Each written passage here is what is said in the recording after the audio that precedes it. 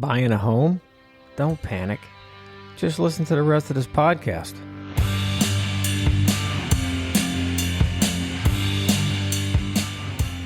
Welcome to Home Inspection Authority's Straight Talk podcast with me, John LaForme. Are you a home buyer, a realtor, or maybe a home inspector? If you are, then this podcast is definitely for you. So let's get right into some straight talk about home inspections. All right, everybody, welcome back to the podcast. John here from Home Inspection Authority.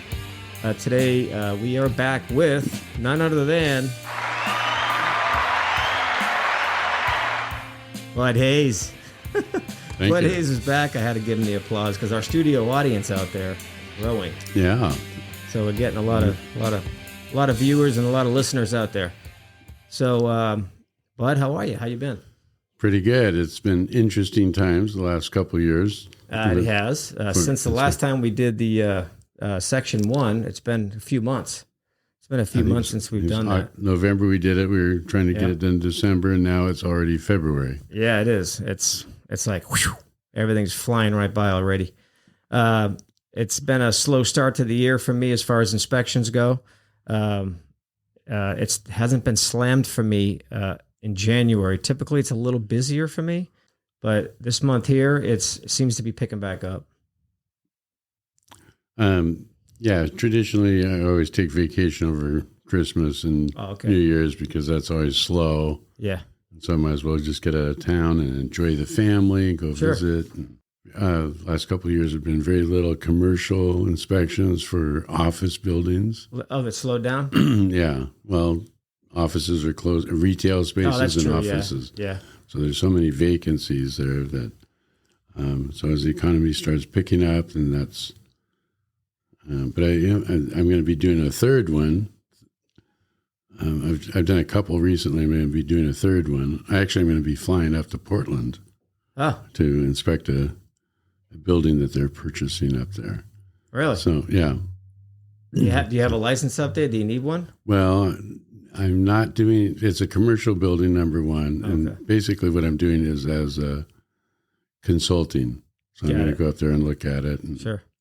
You know, we're general inspectors. So we're like primary care physicians giving a general checkup. And then when we see things like, hey, we need this specialist to follow up. And that's correct. So even though we're out of state, then you want to get a roofer that's licensed in Oregon in that area. You're recommending a roofer. I think it'd be busier. There's not very much inventory for new houses. A lot of people, there's not a lot for sale. Right. So you get multiple offers, and I don't even try to understand that stuff, man. It's just I hear different things from different realtors and different people every day, and it's like I just wait for the phone to ring, you know? Well, nowadays it's quite common to only have a 5-day contingency period. Mm-hmm. So it's like, that means they're trying to schedule jobs before they have the accepted offer so they can come on the first day. Yeah. And or they're scheduling you before they even get the accepted offer and then they cancel on you.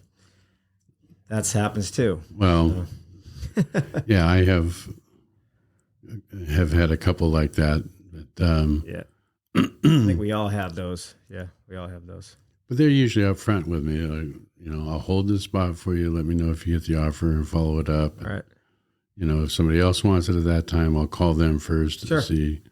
That's a good way of doing it. Yep. I tell them the same thing. Look, if you're just inquiring, well, this is my availability. Yeah. If you want me to schedule, I need client's information and you need to have opened escrow. So I'm pretty upfront about it. Yeah. Because I don't want to go through the scheduling process if oh, by the way, we didn't get it. Oh, I mean, you didn't get it. Why'd you call me? Yeah. Okay. Because when it gets busy, it gets busy. So you just want to schedule the people who are serious and get them locked in. Yeah, but that shrunk contingency period kind of puts a neurosis on the whole. Yeah, it's a hard little to plan. Crazy. It's a little crazy right now. So, which chapter are you running right now? CREIA chapter. Well, I'm part of the LA Mid Valley chapter, which we meet in. Now we're meeting at Acapulco Restaurant. Which is where we used to go. Yes, we went a couple years ago. Yeah. And then we went to another restaurant. This month we decided to go back for different reasons. Yep. And it was a great turnout. We had Nick from the LA sewer line there. Right. And yeah, I couldn't make that one. I was pretty busy. I learned a lot. I thought, oh, what do I need to know? And it was like, no, he got into details of how they fix things and the new liner material and how they can do different kinds of repairs. I go, that was... I got to be honest with you. I was a little shocked when I saw that email about the speaker for that particular thing, because I remember when I was there trying to push new ideas on people, I said, hey, why don't we get a termite inspector in here? Everyone's like, no, we don't do termites. What do we want a termite inspector in here for? Yeah, my point? It's good to know what these other inspectors are looking for. There's nothing wrong with learning another trade or another inspection process. It's going to help you be a better home inspector. And that's what I was trying to push when I was chapter president and the vice president over there. But I was getting a lot of just pushback on that. I was like, okay. So I was surprised to see the sewer guy there. Well,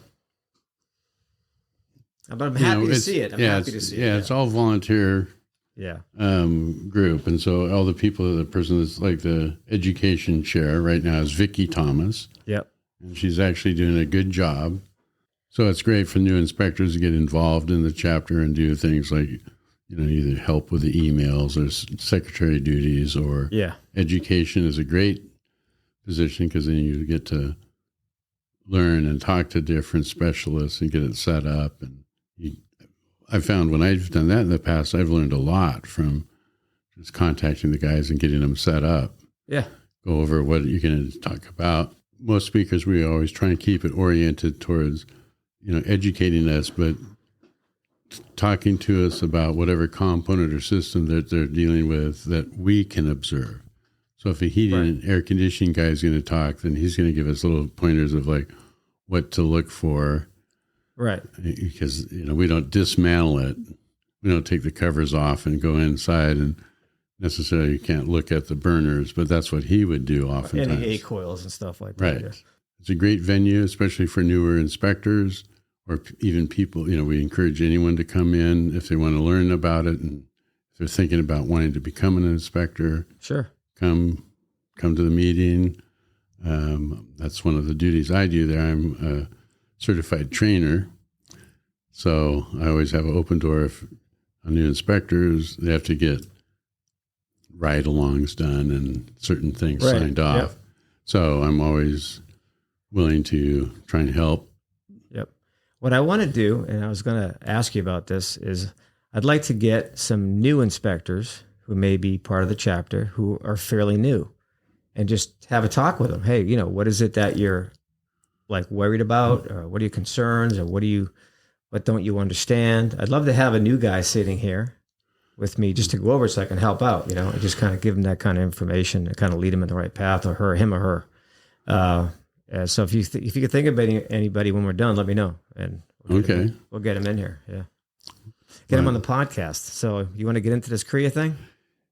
Yeah. So CREIA, which is the California Real Estate Inspection Association, which we're talking about, we have standards of practices that we follow.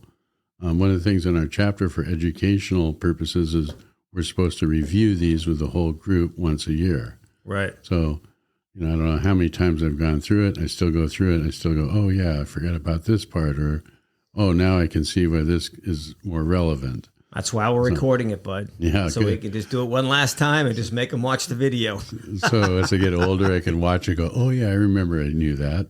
That's when I was a young whippersnapper. Yeah. All right, cool. So we've already covered section 1, foundation, basement, and underfloor areas in a previous episode. So now we're going to get into section 2, which is exteriors. Yes. So on section 2, exteriors, items to be inspected, surface grade directly adjacent to the building. I want to stop and just kind of cover this section because this is a huge one. I want to put huge emphasis on this because this lack of drainage around a house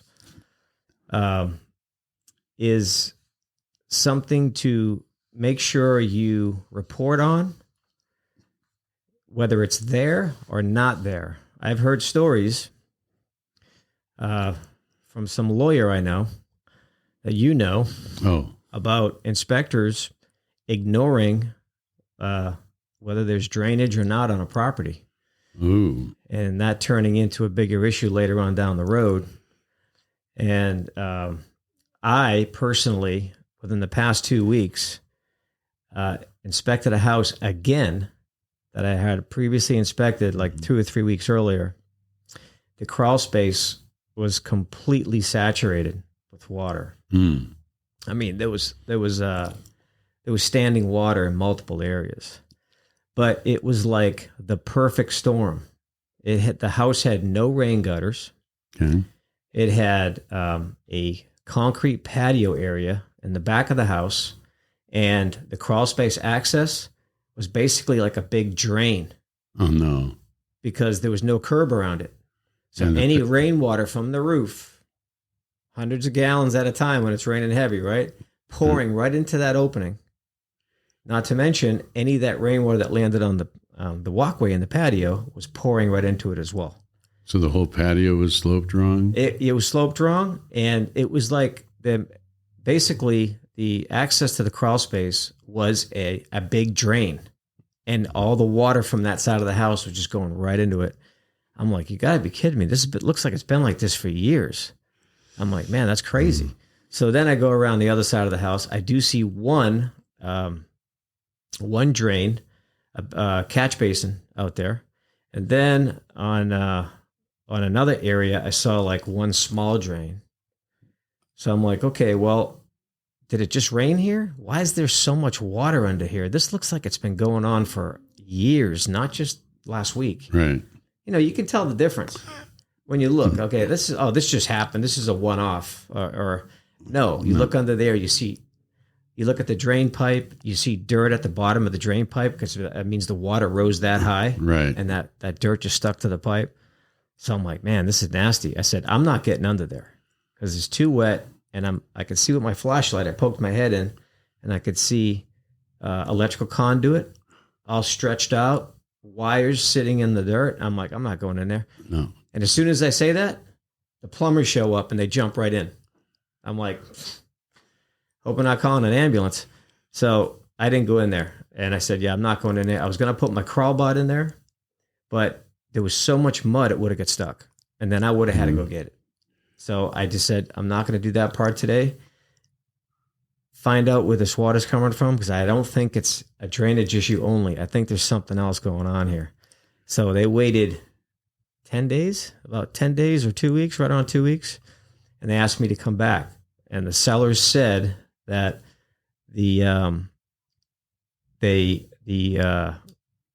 people who do all the cleanups, from mold cleanups and stuff like that, they came out and put fans in. I'm like, oh, great. So if they knew what they were doing, they probably put fans at all the clean outs and everything else.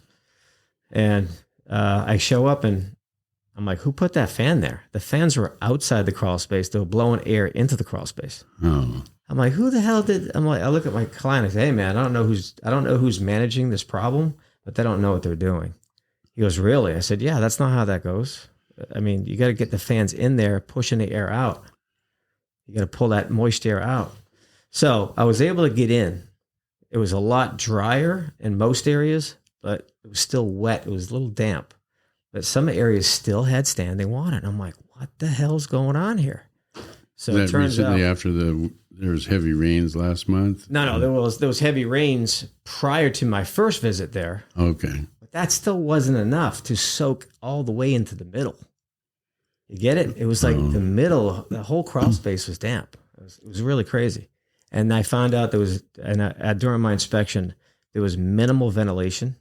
They could have had a whole row of vents along this whole wall. There was none. Right. It's like somebody went over them and covered them up or something. So this was a perfect storm. So getting back to the what we're talking about here, the surface grade directly adjacent to the buildings, you definitely don't want to ignore the absence of drains.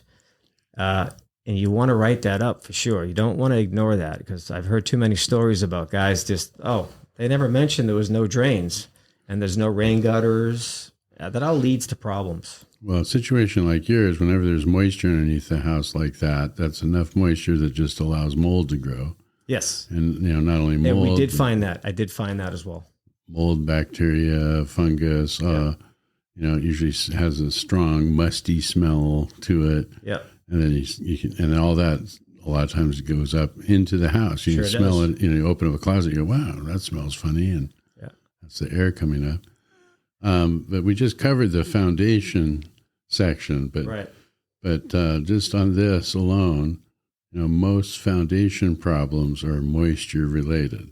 Correct. So if you have any kind of drainage issues in the house, towards the house, etc., it's going to cause the foundation. So negative grade, any negative grade, lack of drainage, no rain gutters, that makes a difference. I just came from a 1920-something duplex, and I'd inspected it a couple months ago. Went back to just check on how things were going.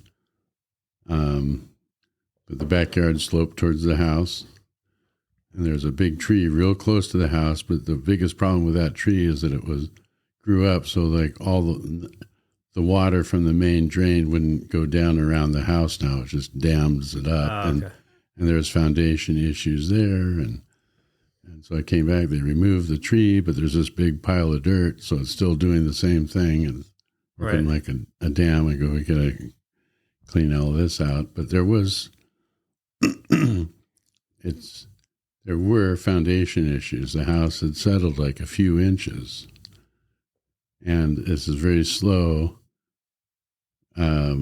Just slowly settled. And inside, there's a little bit of unevenness of floor in there, but there was like no major stress cracks. So the whole building might have went instead of just one area. Yeah. Is that what you're saying? Yeah. Yeah. And, but it was all moisture related. It always is. Yeah. It always is. I mean, what does efflorescence come from? Moisture. Where does spalling come from? It's a worst case scenario than efflorescence. Right. Everything's moisture related. Right. It causes cracks. It causes bad conditions underneath the building. It's always moisture. Yeah. So we want to keep that away. I mean, I've seen old brick apartment buildings where the roof drain comes in, connects to an area drain. So they've got all the water controlled around the house and like no issues with the building. Right. And then next week you go in, doesn't have proper drainage, and there's just all kinds of problems. Right.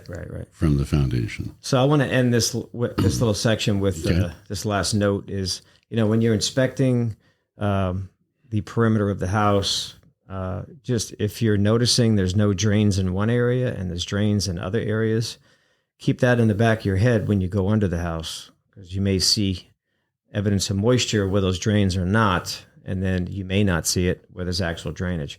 So it just kind of gives you something to fall back on when you're under the house going, oh, why is it there and not over there? Why is it over here? And it just gives you a little idea of how to troubleshoot it and try to figure out where it's coming from. You want to jump on the next one? Sure. Second item here is doors and windows. So these are items that we're supposed to inspect. So, when we're looking at it from the exterior, we want to make sure there's no rotted wood, that they're sealed properly. Are they waterproofed? Well, we'll know that when we go on the inside, but we just want to have, what do you observe on the exterior around? Windows, we usually look at wood windows. They'll be more prone to rotting if there's moisture problems. Older metal windows have got their own problems if they're the old crank kind. If they're old, they're old. Yeah. Doesn't matter what they are. When they're old, and it shows if no one's maintaining them. Yeah, so in a person, when they're investing in an apartment building, they have, 60 or 80-year-old windows. You kind of go, well, this is going to be a major capital investment coming up here soon. You're going to have to start replacing the windows, so that you better keep that in mind. Right. So, I'm not sure what else to say on that. Oh, I got all kinds of stuff to say on that. Okay. Oh, yeah. Regarding windows, definitely look at them from the outside when you're doing your exteriors. Number one, you want to look at how they're installed. Just the other day, I found 2 windows with the screws on the outside of the house. The screws were screwed in on the sides all the way around on the outside. That was the first I've seen that. So it happens. So you want to take a good look at window frames. If you can also spot failed seals between double pane glass or triple pane glass from the outside. Any kind of cloudiness in windows. I would put emphasis on windows and doors because they can be expensive to replace depending on what kind of window or door it is. So you don't want to just walk right by doors and windows. You want to take a good look at them. I always hit it with a flashlight like everything else. When I'm outside, I hit it with a flashlight. Just look for any damage around the edges or broken glass or just something out of the ordinary. Failed seals. Sometimes you're going to have to replace the whole window when that happens. It's just makes more sense to replace the whole window. Mm-hmm. And what's a new window and plus installation these days? What, at least $1,000 for one? Yeah, it'll depend on what type and size, but if you're just doing one, that's if you're doing 20, you'll get a discount. Yeah, you get a little discount. As far as doors, here's a great topic. Doors. A lot of people like to take doors designed to open in and have them open out. I actually did a video on this on my YouTube channel because I come across it so often and everyone seems to be like, huh? What do you mean it's backwards? It's pretty simple to look at if you understand how a door is supposed to work and how it's designed. When a door is installed correctly, if it's an in-swing door, then it opens into the house, whether it's a right-hand swing or a left-hand swing. But what I notice on a lot of these flipped houses especially, even some high-end ones I see it. Yeah. The door that's intended to open in was spun around and opens out. So the first thing you can notice on those is the hinges. The pins, you can knock out the pins from the outside of the house and just remove the door. You don't have to unlock it. You could just take the door right off. So that's number one indicator that this door may be installed backwards. And in some cases, you'll see the thresholds backwards. You can look at the threshold. Right. Now, the problem with the door being installed backwards is now the top and the two sides are now exposed to the weather. If it's incorrectly, there's a rubber seal that protects that the front of the door pushes up against, which protects those sides when it's installed right. And any door manufacturer is going to reject a claim about a door being faulty if it's installed backwards and if it's not painted on all 6 sides. So those are things I want to get back to that painted on 6 sides, but keep going. That's something you really want to pay attention to because in California, we got way better weather out here than, of course, other areas of the country. So people with really tiny homes, they like to have the doors open out. I understand that. In some houses, it's like you have to make that door open out.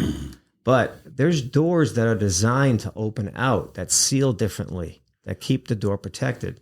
So what I'm trying to get at is a lot of the times I see as door installed backwards, it's because no one took the time to buy the correct door to open outward. And that's what happens. Right. Now, in Malibu and Topanga Canyon in particular, you get high winds and rain driving, and so the rain it rains sideways because of the high wind. Sure. So now we've got,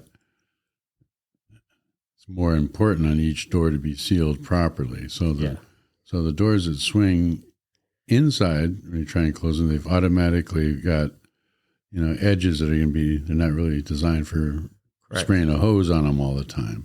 That's what I meant by what I mentioned earlier. The sides are exposed now. So, so they have unique, you might have a door that leaks where maybe if it was in Beverly Hills and covered with a roof cover, it wouldn't get any water, it wouldn't leak like that. Right. But one thing I noticed when I'm inspecting houses that, let's say, one of the outside doors are bowed, latches, but it pops out. Right. It sticks out when it kind of goes like this. Yeah. Yeah. And so almost 100% of the time I'll take, a mirror or my camera and look at the top of the door, and they haven't painted the top or bottom. So you haven't painted 6 sides, right. You've only painted 4.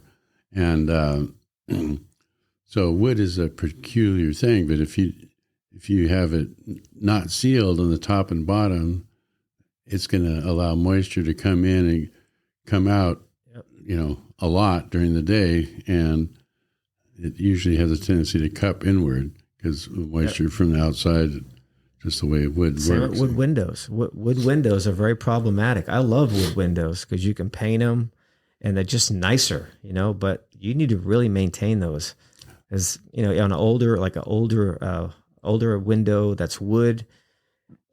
You try to open it up, a casement window, and it's just sticking at the top, and the bottom starts coming. They're very susceptible to problems if you don't maintain them well. Right. You got to seal them. So one of the things I do when I'm inspecting a newer house or remodeling is I'll check the tops and bottoms. Yeah. So, okay, if it's not sealed, well, it's, painter didn't finish his job. Yeah. They typically don't paint the top of the trimmer on the doors on the inside too. Oh. If you ever really look, that they always leave that undone too. Oh. Yeah. Well, the door is what no one's going to look up there. But that's... So anyways, that's part of the doors and windows. So what I'm going to do, I'm going to put a link to the video I made about doors being installed backwards in the podcast description, so you guys can click on it, check out that video. I think you'll learn a lot from it if you're not aware of this problem already. Okay, next we'll get into attached decks, porches, patios, balconies, stairways, and their enclosures, handrails, and guardrails. Boy, that's a big one. Why don't you start with attached decks, bud? Okay, talk about... there's a lot there. So there's a lot with decks. Deck failures can cause a lot of injury. You'll hear about that every once in a while of the, 20 people standing out on the deck and it just fails and gives way. Safety issues, yep. Yeah. So, one of the first things I'll look for, go around and look to see, is it anchored properly to the wall? Does it have a ledger board? Does it actually have, large anchor bolts going in, and how it's attached? And there's all different kinds of other brackets that... Flashing. Well, usually I'm thinking of wood decks, but wood decks, when the ledger board's against the house, there should be a drip flashing on top of that. Yeah, and a lot of times they mount it right under the stucco wall. Yeah. So then you get that soft stucco material in between. So theoretically, you're supposed to cut that out and have it positively attached to the framing. Rotted wood. There's one deck I looked at. I was walking down to look at something else, and I thought, this deck's pretty good. And then as I come walking up the stairs, then I start, oh man, there's like 20 different pieces of rotted wood I didn't even notice when I was walking down. Yeah. So it happens a lot, actually. I guess that's enough I could say on that. What you're looking for. But I can add to that. Sure. Attached decks. You want to look for wood to soil contact. A lot of times their posts are sitting in the ground. The bottom step is sitting on dirt. So that's wood to soil contact. It's not going to last. As soon as wood touches dirt, it's doomed. It's eventually just going to rot away. So, that's a no-brainer for most of us here already. But you just want to look for those little things. Now, what about spindle spacing? Spindle spacing on a deck, little kids falling through. Well, that'll be on the handrail sections, but you just brought you just brought a good point though, is when we have, support posts that are into the ground, or what if they're just sitting on little concrete pier blocks? You start looking, you go, well, this is kind of a hillside property. It's kind of a red flag. Like, I don't think this is permitted. I don't think they engineered it right. There should be some better supports here.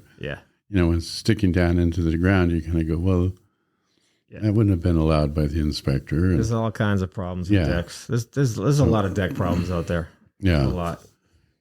And the limitation on decks too. A lot of times they're completely sealed up all on the sides and you can't look under them. Make sure you point that out, that you have a deck limitation, which means you can't see under the deck, which means you cannot comment on the supports. If you can't see the supports, make sure you write that up as limitations. Because you don't want to get a call later going, well, hey, why didn't you tell me my deck was rotted underneath? Well, I couldn't get under there. Why didn't you tell me you couldn't get under there? That's how it happens. Well, that's true. That's usually anything that's attached to the building, then that would be part of the termite inspector's report too, looking for rotted wood or evidence of wood destroying. Yeah, but Bud, you're an inspector. Don't you look for termites? That's what I get asked every day. Oh, John, was there any termites? I'm like, I'm not a termite inspector. But you didn't see any termites. I'm not a termite inspector. Don't ask me about termites. If I see wood damage, I will let you know. But I'm not here to tell you you do or do not have termites. And I get asked by realtors all the time. Well, a lot of times when there's rotting wood, then it's soft and juicy wood and it attracts termites. So a lot of times termite reports, they'll say dry wood termite damage or some, because it's kind of like both. Right. So on one hand, from the structural issue, if we see any rotted wood that's compromising the structural integrity, we'd want to write that up. Yeah. That's what I do. Yeah. But I don't say if it's a termite issue or anything else. I just say the wood's damaged. You need to get it fixed. That's my point. Yeah, a lot of times I'll recommend to have a termite inspector do a full inspection and for further information. Further evaluation. Yep. Right. But yeah, if we find a live termite. I only seen one. Oh, really? In a kitchen. The face of the cabinet. They were in the face of the cabinet. You know how you can pull the face of a cabinet off? Oh, you had subterraneans inside there? I went to open the two doors for under the sink. Yeah. I pulled one and the whole face came off in my hands. And I was a live termite, like 2 or 3 of them right there. I'm like, holy shit, there's live termites. The realtor was right there when I did it. He goes, oh my God, that's crazy. I've never seen anything like it. But yeah, that really happened. And so I'm glad someone's seen it happen. So I didn't break anything. That thing was literally rotted away already. The whole face of that cabinet was just riddled with termites. Well, that's where I would get into the joke of if I had one on my finger, I'd take a picture. And then I would go, there's some deterioration here. See the termite report for more information. Yeah. I'm going to look that up and send you a picture of that. I actually took a shot of it. That's pretty good because that sounds like that's a subterranean type that builds little tunnels and so they'll come in and from the ground and they'll eat. They're a lot more aggressive, and the dry wing termites will land somewhere, lay their eggs, and then they come out. Yeah, they don't keep staying there and eating the whole house. Yeah, exactly. All right, point. So next one. Let's get to porches. Well, a porch would be the same thing. A porch might be made of concrete. It might be made of wood. So if it's wood, you're looking for the same issues that we just described. Biggest thing I see with patios is damage, cracks, negative grade, no drains in them. Once again, we're going back to the drainage around the property. Right. And when you see a bunch of cracks in patios and there's no drains anywhere, well, stop guessing because that's why there's a bunch of cracks. Water has nowhere to go, goes underneath the concrete, removes soil erosion underneath the concrete, and then those areas start to crack because they just can't support it. So that's basically patios in a nutshell right there. They all do the same thing. It's all the same thing. Well, they quite often don't really prepare the soil properly. Right. So the sidewalks and the driveway and the patio, then they start settling weird because they didn't compact the soil and prepare it. So it's going to have soft places that'll erode and sink into. Yeah, and it can also add another thing to that as well. Just as you were talking, something else. I thought about something else. I've been noticing on new houses, new construction, the house appears to have, in most areas, it has adequate clearance between the stucco, weep screed, and the ground or the walkway or the patio. But on one side of the house, they'll have the patio right up against the patio concrete right up against the stucco. And this is a brand new house. So I don't know how they got away with that, but they did. I see that quite a bit, where it's usually what I see is they change the design of the patio while the house is being constructed. So now the patio is 4 inches taller. Mm-hmm. So, and when they do that, they typically don't have a pitch on it. It's flat. Right. It's right up against the reason for it most of the time is there's a big sliding door there, or accordion door, and they want to walk smoothly out from the inside out without stepping down or stepping up, and they just want this smooth transition. That's nice and everything. It looks nice in a photo, but when it comes to a heavy storm and rain, that water has nowhere to go, and it can build up and get right underneath the door sill if they didn't seal it properly. So there's no positive to having that, and not to mention how it affects the stucco, because the weep screed is now covered in concrete.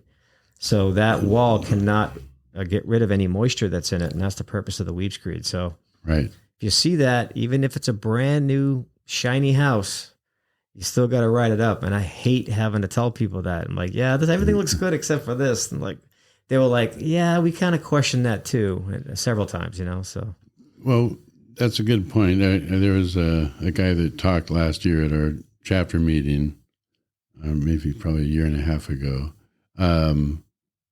It's back to doors, but those big multi-panel sliding glass doors and the track right there, so it comes out from inside to the outside.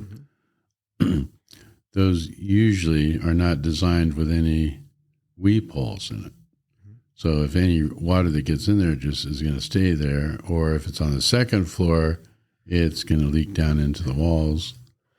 So but that's back to the kind of a door detail. But yeah, well, that's a good point. We should jump back to that real quick, because that made me think of something else. When you do a house with these, I call them accordion doors.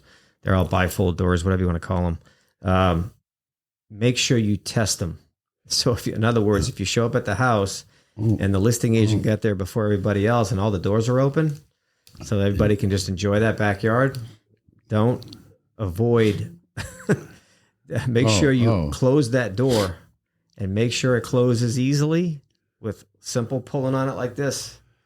Got to remember, a small woman might be trying to close that door, and if you think anyone but you is going to start having a hard time closing that door, then it's not set right, and it may need to be reset. So if you walk into the house, very expensive, $2,000, very expensive. So you want to make sure that you test those doors, make sure they lock properly. Make sure all the latches work, because as you close the bifold door, you're going to find a latch you have to turn down to lock that section. A lot of times I see those installed and you can barely move them. So that's a big fix right there. Yeah. That's a big one. Don't avoid that. Don't ignore that if you see it. Okay. So next thing here is balconies. Balconies is always a good topic, especially when there's a living area under it. Well, I went out to consult some guys, a brand new house they're building, and heavy rains 5 or 6 weeks ago. Mm-hmm. 2 of them were leaking. And it was a little complicated because the owner has a general contractor that built the deck and put the waterproofing on it. And the owner hired independently a tile man, and he then independently hired the handrail glass panels.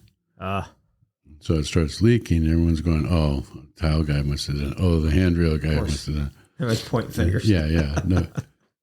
So mostly I just went out there, let's do a water test. I felt like more like an arbitrator than like, right. Well, let's just look. And, got out my little infrared camera and found where the leaking, pinpointed where it was. And so we go, okay, we need to. Did you pull a fingerprint off the nail that went through it? So you can blame the right person. Well, they'd cut a big inspection hole they did. on the ceiling so you could stand down there. Oh, that's good. That always helps. But we found some other issues too. But it was like, there's a big laminated beam, which is like a laminated beam is like real thick plywood, let's just say. Sure. It's like all these plies. And it's dripping down through the middle of that. So you go, well, we know the leak's right above where this beam meets. We just don't know what's going on top. Right. So we got to pull up the tiles. Yep. Handle it. There's a few cracked tiles. So anyway, everyone was on the same wavelength when, by the time I was done. But, but this is one thing I don't like about tile balconies is like, you look at it, it looks great, but water gets underneath the tile and it can leak. And so there's no obvious point that you can see. So, waterproof, like a magnesite type coating, you can see it all. So if there's you can see where the crack is or the hole. Right. And so it's easier to pinpoint. And then, of course, I think those are the best finishes, like the fiberglass coatings, stuff like that, where you can actually see the coating. So like you said, so if it's damaged, well, you can see the damage and it needs to be fixed. So it's not hard, but when you're right. When tile's there, it's not the tile that's leaking. It's what's under it that's leaking. It should be waterproofed under there. Right. So. And then the waterproof, really a lot of this what we're talking about in the exteriors, we keep getting back to the waterproofing, the seal and the waterproofing. The house needs to be watertight. It's that simple, And sometimes you can't. Most of the flashings in the stucco is underneath the stucco, so you can't see it on the outside. Our hands are tied when we're looking at balconies most of the time. I was making look is for something obvious, like, wow, why is that flashing sticking out like that? Or, it's got to be something really obvious for us to really go, hey, you know what? But then if we go underneath, we see stains.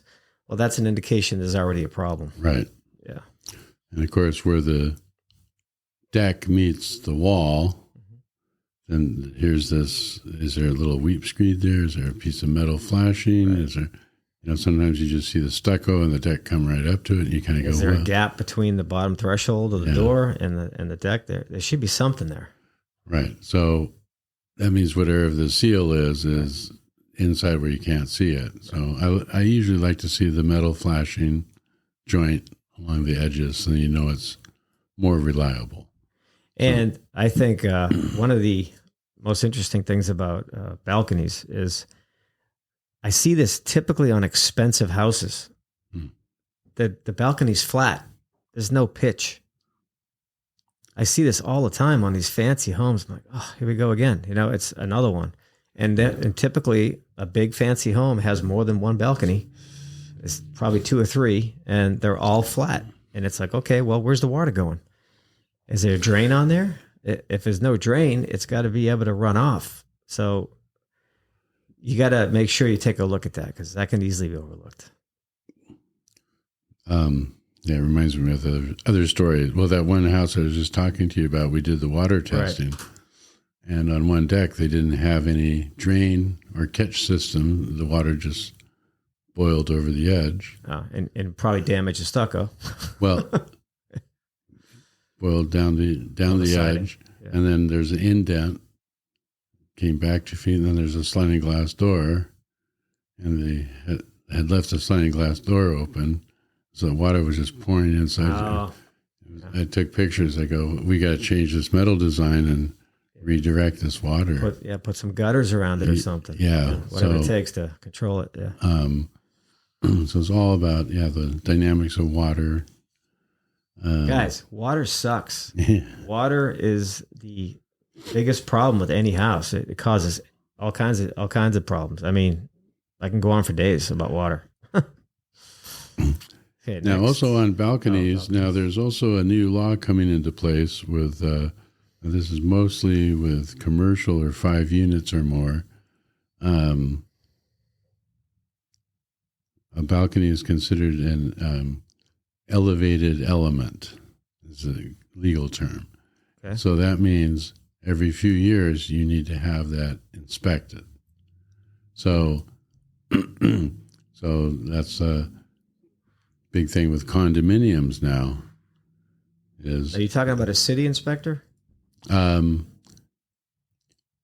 Actually, an approved inspector, a contractor. Okay. It talks about an a architect. licensed contractor who does decks. Right. Okay. And come up and actually examine them and making sure that there's no rotted wood and safety elements and so forth. So now we're just talking about the residential code here. Right. But it's always something to residential watch. standards, not code. I'm sorry, residential standards, not a code inspector. We're not code inspectors. What the hell does that mean? But quite often on waterproof decking, when you walk around, you see cracks, and when you walk on it, sometimes you find a soft spot, and you go, well, if there's a soft spot here, that means there's rotted wood underneath. And or it wasn't screwed down properly in the first place. It definitely needs some repair. And now... So take your time. Okay, everybody out there, take your time inspecting balconies, because you may get on there and there's a couple chairs out there and a table, and it might be hard to move around. Don't get distracted by that. Really look to make sure there's nothing obvious, because that would be an expensive repair and a bad phone call to get later.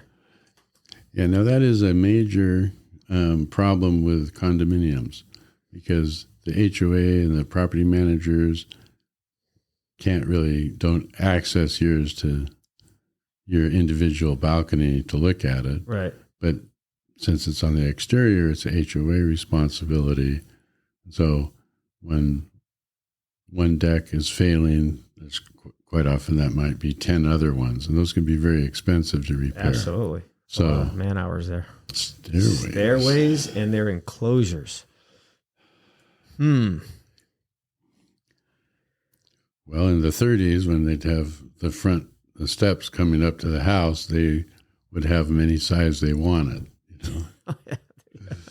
Over there at Silver Lake Echo Park, you go a free for all. Yeah. So there's a lot of codes for specifically, there's not supposed to be any variation in height. On tread height. And tread height. Yeah, that's a big problem. I see that quite a bit, actually. Stair risers not uniform. One's 2 inches at the bottom, and the rest are 7 inches. And then you get to the top, and that one's 10 inches. Yeah, you can fall down the stairs. I've done it. I've tripped. Yeah. It also is a good red flag, meaning, hey, this was done by a knucklehead. Yeah. Well, city inspector didn't approve this, so it might be unpermitted work. Yep. And when they say, and their enclosures, that's an interesting way to... Yeah, I'm trying to picture an enclosure on a staircase. Well, sometimes there would be a stucco, second floor duplex unit or second floor stairwell, and it's going up, and it's all, so there's a closet underneath. Yeah, I typically don't see stairs enclosed. Now, I've seen them on the outside, like you're saying, with a closet underneath, but the rest of it's not enclosed. Now, am I reading this wrong? Is it an enclosure like? Well, sometimes on duplexes or apartment where they have, the side door going upstairs to the, sometimes the units have a front door and then they have a side door, and that side door goes down. I have yet to inspect something like that, honestly. Oh. Yeah. Well, I think I'm not too concerned with that, but basically that's what we're supposed to inspect on. So if there's an enclosure there, we should look at it. I'll make this note: if you are inspecting a multi-unit, and they have an outdoor staircase going up to like a second floor balcony area where all the other units are accessed, and there is a closet under those stairs, which means there's walls, which means most likely those stairs are made out of wood. Those treads, the stringers are all made out of wood, and they just have a fiberglass coating over the top to make them waterproof. So I would definitely try to get in that closet and look at that wood, because oftentimes you'll find damage there. Yeah, and quite often there's no access. Sometimes there's not even any ventilation screen. No, I'm saying it was a closet. Yeah. Yeah. It was a closet I'm just referring to the one with a closet. Right. But I've run into them where they're kind of enclosed, or the first landing comes up, and so there's a support system for the stairwells. So you just want to call it that limitation that you couldn't look under the stairs. Right. So you got limitations. You can't look at it unless you open it up. Well, I can't wait for the next one. Yeah. Handrails and guardrails. Handrails and guardrails. Yeehaw. All right. I can start this one. Okay. All right. Handrails. What I see a lot, and it still blows my mind every time I see it, is horizontal 4-inch spacing on a second-story house. What about the kids? There's no one thinking about the kids climbing up that ladder. I'd be climbing on that if I was a kid, and they can climb right up and fall off the other side. I write that up a lot on brand new or newer homes. Yeah. And I tell them, if you got kids, you want to put some plexiglass over this, so you can still have the view, but you're safe now. The kids can't climb up it if they're little toddlers. But yeah, you can climb those all day long. That's nuts. I don't get how the city approves that. I don't get it. Well, we can look at the codes, but I now on handrails, just on that alone, I'd like to make a couple of.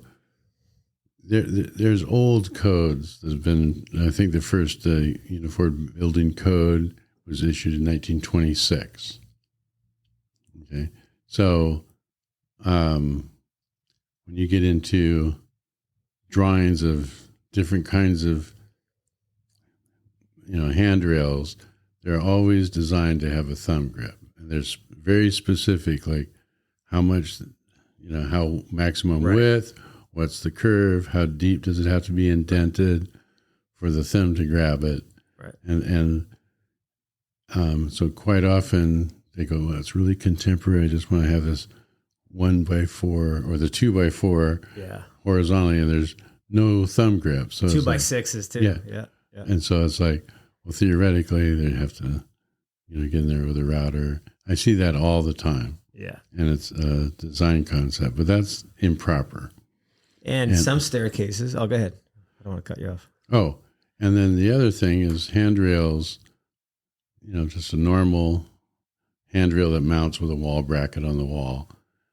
These open ends, you're not supposed to have any open ends at the top and bottom. You have to have, miter that and have a piece returned into the wall. Yeah.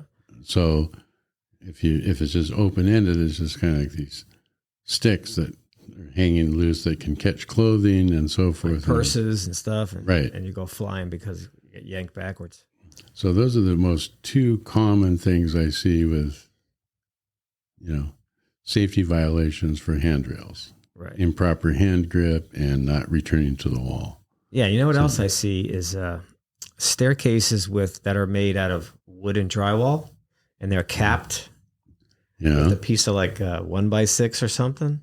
There's no rail on the wall itself. So people are looking at this I'm like, that's not a handrail. That's just a guardrail going down. That's just a decorative piece on top of the wall. That's part of your staircase. Right. So technically there's no handrail there. Right. So I write that up all the time too. And spindle spacing. Okay, now that's kind of, that's part of handrails and guardrails. That's an important one. Spindle spacing nowadays is a 4-inch sphere. Yeah. Did I say it right? Yeah. Sphere. Okay.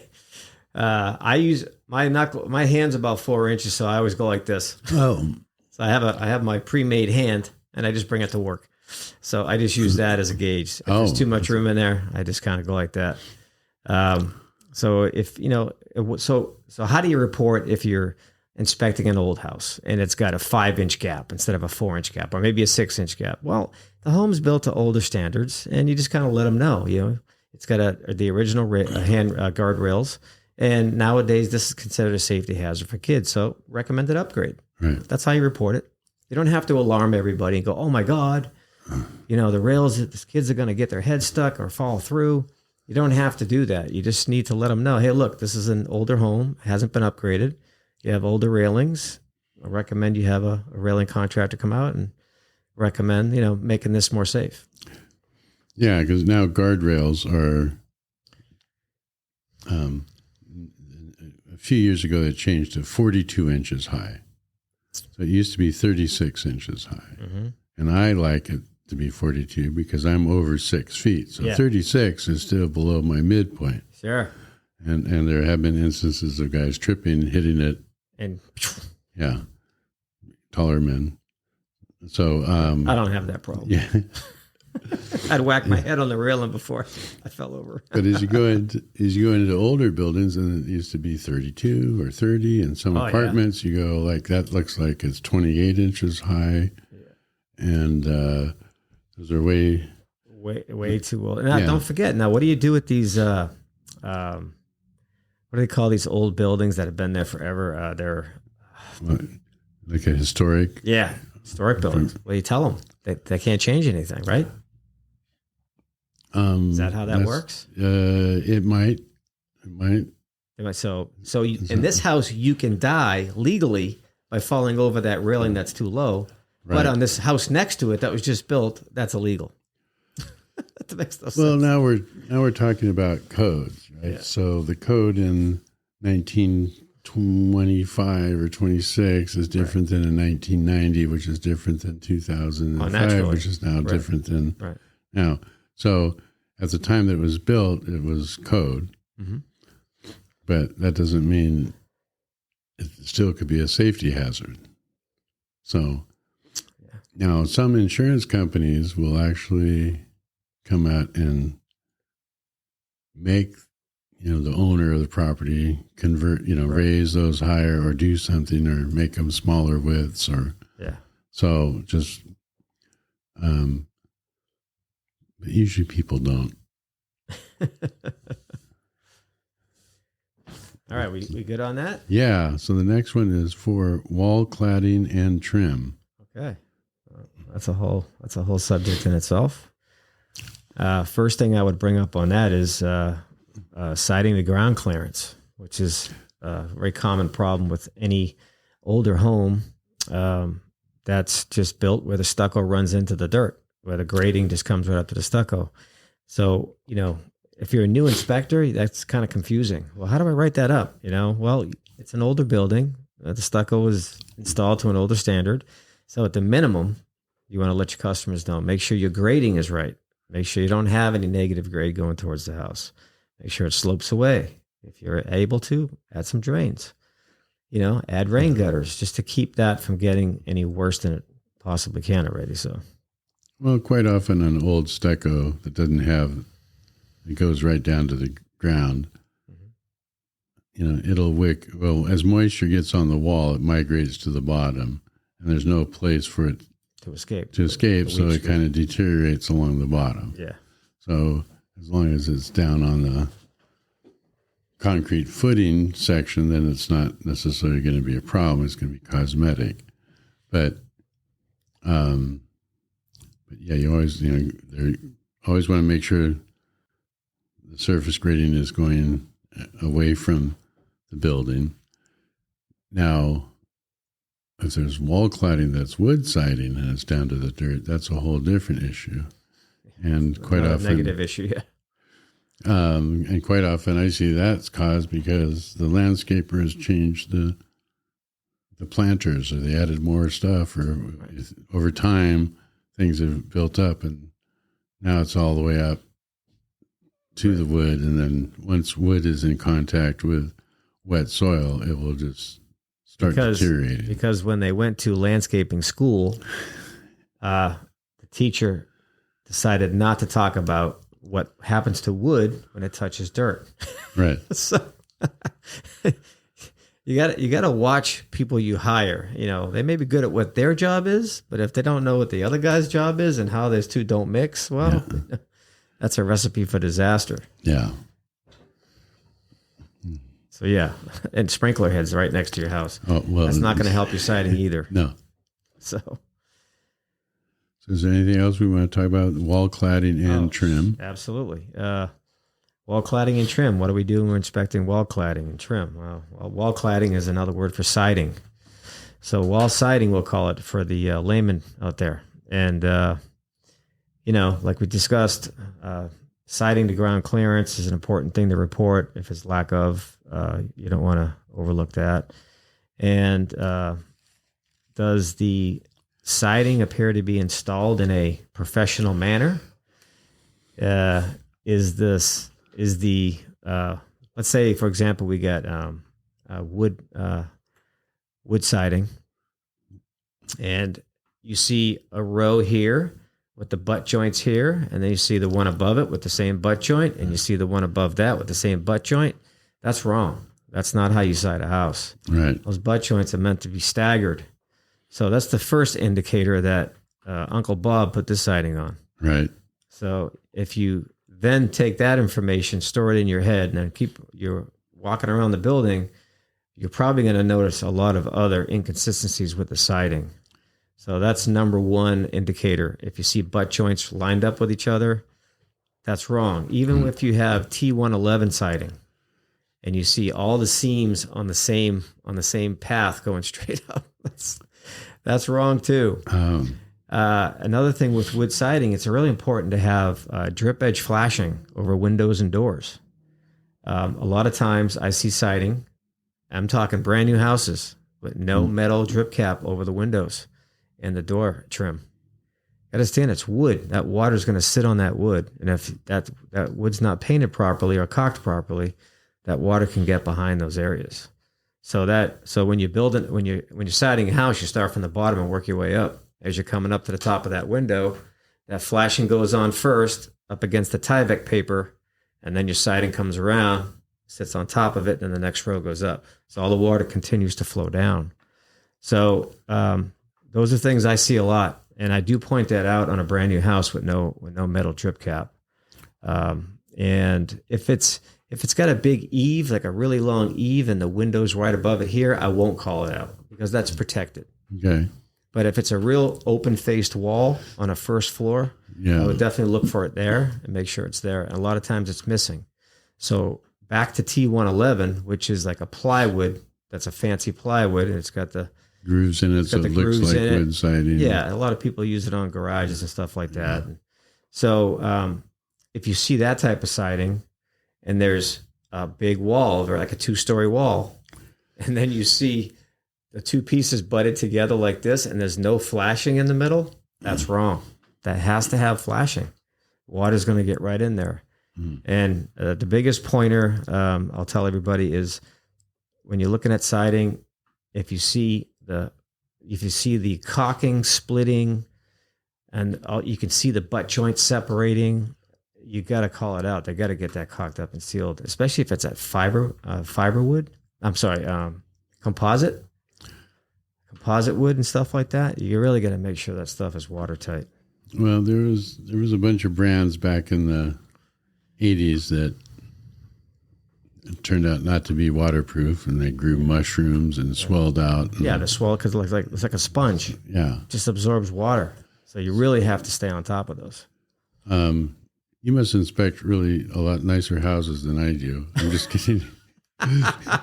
Why you don't see these issues? Well, I've sided houses before, so I understand how it's supposed to be. Well, there you go. And of course, what I see quite often in an older home with wood siding, I always look close. Like, it always bothers me when you go, they never really prepped the house very well before the last time they painted it. So you can see all these ugly pimples in the paint. 3 different layers of paint underneath this top coat. And then if you can get into the basement or inside a garage and look at the siding from inside, you see all these air gaps and lights shining through. And but on an older house, I look carefully and like, well, how well is it painted? Because that kind of it'll show you how well the house has been maintained for the last 80 years. Yeah. If it's well painted, you go, well, somebody's done. Someone cares about their investment. Yeah. A home is an investment. You got to treat it like that all the time. So if you don't, well, it's going to cost you more money later. But all of this we're really talking about anything that you see that looks odd or gaps or obvious thing. Corners of the house with wood siding that, the trim oftentimes is rotted or missing. Yeah. So there's gaps. So those are kind of the obvious things that you report on. Anything else you wanted to? On siding. Another thing I will point out with siding, if the house does not have rain gutters, remember that water coming off that roof is going to bounce on the ground and hit that siding, whether it's stucco, wood, whatever it is. And if it's all discolored at the bottom, that's most likely what's causing that. So you want to just recommend, hey, look, you need to paint your siding, but you also need to add gutters. Otherwise, it's going to happen again. So, and it can really deteriorate stucco. The finish will start peeling off. The top coat and all that will start peeling off. And keep your eye out for rusted weep screed too. When you see sprinkler heads up against a house, look for rusted weep screed. You want to make sure you call that out because that happens a lot too. Yeah. That's it for me on that. Okay. So the next thing, 5, is portions of walkways and driveways that are adjacent to the buildings. So, of course, there again, we also want to look back to make sure that the surface grade is, water drains away from the building. Mm-hmm. A lot of times when we're looking at that, it doesn't rain that frequently in LA. So sometimes I have to look for, when there's a dried puddle of water that's dried up, you'll see little ponding marks. Oh, yeah. So sometimes kind of look at those and like, where's the water ponding and so forth. And then I think my most common defect that I'll comment on is anytime that a sidewalk is shifted and cracked and is raised enough, over a 1/4 inch, 1/2 inch, then it becomes a trip hazard. Right. So I always like to note those. Yep. Now it says on this standard is adjacent to the buildings. I usually make those comments on the front sidewalks too, near the street. Absolutely. Yeah. So now that's a little outside our normal standards, but that's just make them aware of it. Just make your clients aware of it. Yeah, because a lot of people think, the city takes care of that. And they go, some cities do, and sometimes they don't, or it's a 3-year waiting list for them to fix it. Don't assume. Just write it up. Just be done with it. There's a lot you can look at, but in reality, the way the law is written is the homeowner is responsible for that front sidewalk. So if somebody trips and falls and goes to the hospital and their insurance company is paying for their insurance bill, the insurance company is going to go, well, what was his address? Oh. So they don't sue the city, they sue the homeowner. Yeah. So anyway, trip hazards is important. Now, I think I mentioned this earlier, though, is a lot of times the driveways and the sidewalks, they didn't prepare the soil in the same manner that they prepared the foundation of the house. Right. So a lot of times you just have loose fill dirt that's there, and then they put the 2-inch pad of concrete for the sidewalks and maybe 3-inch for the driveway or something like that. And then as the soil compacts further or settles or something, then that's where you're going to get shifting sidewalk. Of course, right. Your ficus trees nearby or some, there's tree roots that lift it up. How old the building is. And, remember, I say this to my clients a lot because a lot of times clients ask, well, is the cracked walkway affecting my foundation? Well, no, they're two separate things. The house is built first and then the grading is done and then the walkways are poured later. So they're not connected. So they need to be installed right. Most of the time they're not. They're just made too high. So that when they built the house, especially on new construction, they get a nice 6-inch gap between the weep screed and the dirt. And then the concrete guy's like, well, let's just fill this up with dirt some more. And we'll run that concrete right into the stucco. Like, how do they not know that that's not a good thing? I mean, that's kind of weird. Yeah. The general contractors have got to have some knowledge of this. Yeah. I've consulted some guys where that was a change order from the client request to change the patio. And right. so now you get Yep. gee, we've already got these other sidewalks in, and how are we going to do this? And that's a scenario I do explain to customers that, the owners probably demanded this. They probably said, we want this high, do it, or we'll get someone else to do it. So they just, threw the codes out the window. Yeah. So this next item 6, it talks about pool or spa drowning prevention features, etc. And I think I'd rather leave that just for a whole separate. Yeah, that's a whole separate. All right, that's going to be a whole separate section to do because that's a lengthy one. And I will pull out my report for that, and I will go through how I have it all listed, which makes it a lot easier to understand because I can just read right through it. But yeah, so anything else you want to add to this? Any little remarks or experiences? Well, we could read through the things that what the inspector is not required to do. Oh, absolutely. Yep. All right. So the inspector is not required to inspect door or window screens, shutters, awnings, or security bars. However, if you see these things, I wouldn't ignore them. I mean, security bars. I would definitely make a note that the house does have security bars because they have to operate. We don't test those. You're just making your customer aware that they're there because they may not know what they are. Some people just don't understand these things. And it's not uncommon that I find that they don't have the quick release devices on. Right. So, you need a fire escape from a bedroom besides the one single door to the hallway. So if you can't get through that, then that's a fire hazard. Yeah. Safety hazard too. Okay, inspector is also not required to inspect fences, gates, or operate automated door or gate openers or their safety devices.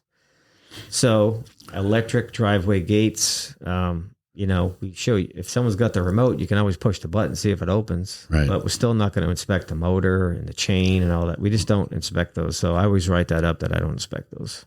That's how I do it. Yeah, I don't try and check the safety reverse feature with a light pressure or something on these gates. It's kind of hard. Yeah. Sometimes being a home inspector, when you're by yourself, you can't do certain tests. Yeah, if you're by yourself, you can't do certain things,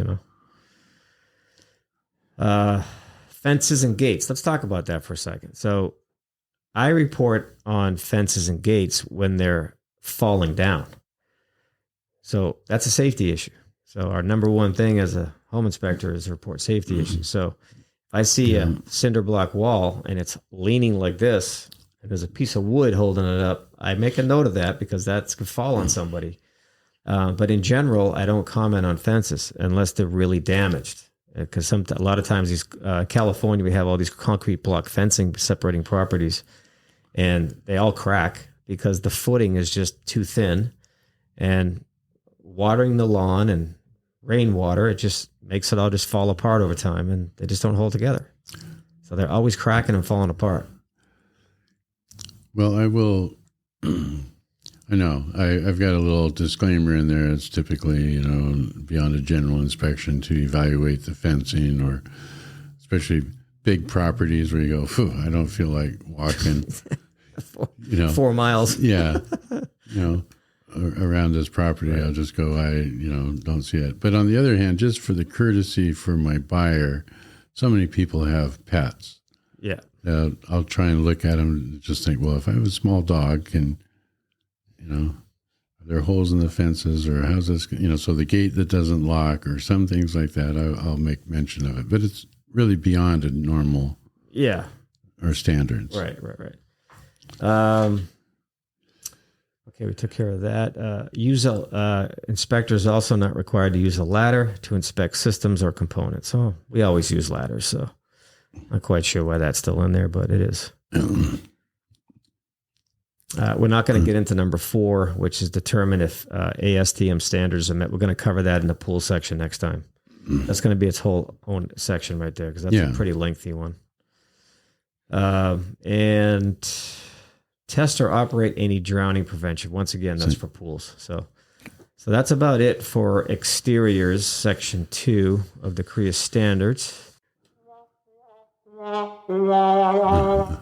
to throw that in there. All right, so let's see. That's about it for this. I know we're probably running overtime. No such thing as overtime. It's a podcast. It's a video. It goes as long as you want. Okay. But if you got to go home, I understand. Well, this would probably be a good time to end off because the next section we're going to talk about is roof covering. Oh yeah. No, we're done for tonight. We just want to have a little small talk with you now.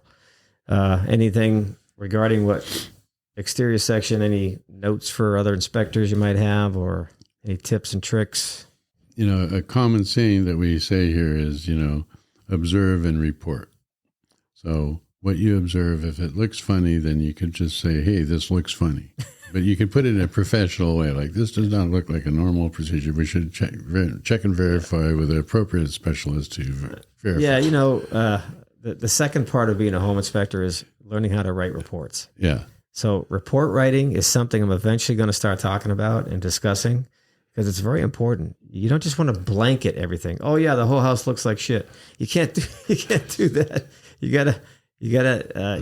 gotta break it down and call out these separate areas. Hey, the HVAC system looks like this, or the electrical looks like this. But what Bud's referring to is report writing, how to write it, and that's a whole different podcast right there. Yeah. Something I do have to address, and I do want to get into it because that alone is its own craft.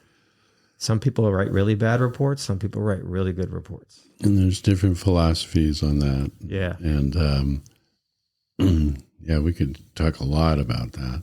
I would like to. I'm gonna construct a way to do that. I just haven't done it yet. I haven't had the time to think about it much. So I'm going to get to that eventually and incorporate this into the show. So we can have some good discussions on that. Well, just a simple thing how I view report writing is, of course, you want to describe what you see, and us being generalists, our job is to recommend further evaluation by the approved professional, right, for more in-depth analysis. But we need to keep our report, what we say in our report, easy to be understood by the client. Layman's terms. Yeah. You want to explain it in a not so technical way, but not just like, oh, you got to fix this. You can't just say that. What's the condition? What's the defect?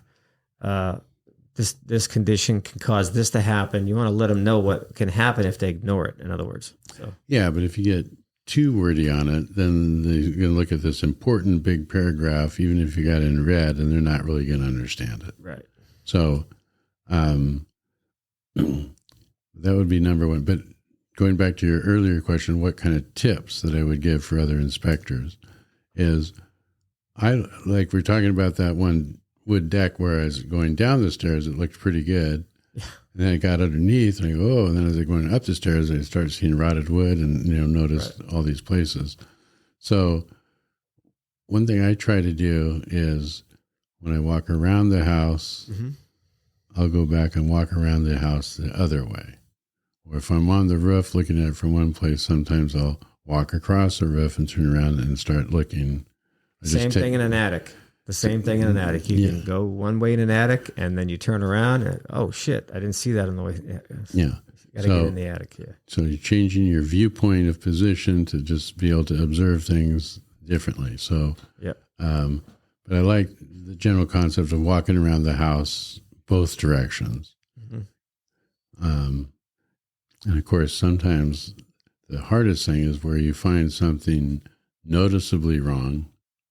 And so all your attention goes to that thing, and you walk off so that you don't see the other three important items that are right there.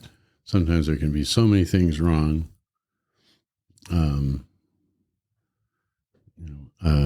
In a small area that it. Yeah. I think there's one closet and a window and a door and at the stairs, and there's water damage on the wall. And I started looking at it, and there's like three different, it's coming in underneath the door and by the window, and then this outside wall. It's like you got a perfect storm. Yeah. So, but to just The simple thing is walk around the other direction or take a different view as you're walking through. I think you can see more items. Yeah. Yep. Okay. That's all the tips and tricks I got for today. That's about time to call this episode a wrap. So that's the end of CREIA Standards of Practice, Section 2, Exteriors. All right, thanks, everybody, for listening. And, Bud, thanks again for coming in and taking the time. It's easier to do with two people. I can't do this on my own. No, that's a lot of editing. Yeah. And costume changes every 30 seconds. Costume changes. Got to keep changing my mustache and everything else and my wigs. So, like I said, if you know any newer inspectors, as well as experienced, I want to get more people on here.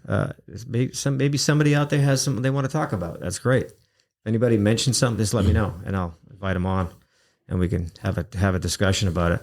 But I want to get definitely some new guys or new girls, whoever's out there, and just see where their head's at. I'm curious. I wish when I started years ago, somebody would have sat me down and go, "Hey, what are your questions? What do you want to know?" Yeah, that was hard, man. A lot of you learn on your own. Yeah. So that's what's great about the CREIA Association is there's other guys to network with. Yeah. You got a question on a house, you're not sure how to describe it, you can call one of us or reach out by, Facebook or email, whatever, and just say, "Hey, have you seen this before? How do I write this?" It happens all the time. Yeah. There's a lot of Facebook forums out there, groups and stuff like that everyone's always sharing information. Well, with smartphones, newer inspectors, I don't know how many times they'll get like pictures sent to me while they're in the basement. What the hell is this? I do that with plumbers, electricians all the time. Yeah. "Hey, can you help me out with this? I haven't seen this one yet." Yeah. I don't know everything, man. I'm just learning. Every day I go to work, I learn something new. I think every week I'll see something that I'll go, "Oh, I never saw that before." Right. So keep you on your toes. This for a minute. So thanks, Bud. Thank you. And thanks for listening, everybody. Okay, just a friendly reminder. If you're buying a home, don't panic. Home Inspection Authority's got you covered. You can schedule us online by going to homeinspectionauthority.com 24/7, or you can call us at 800-950-8184. We offer general home inspections, mold inspections and testing, sewer camera inspections, indoor air quality testing, swimming pool and spa inspections, and light commercial inspections. We use specialized tools to provide the most thorough inspection possible, such as drone for roof inspections that are not accessible, crawlbot for under homes and tight crawl spaces to get to those areas otherwise not accessible, and we use thermal imaging technology as well. So give us a call at 800-950-8184. Like I said, you can schedule online at homeinspectionauthority.com 24/7.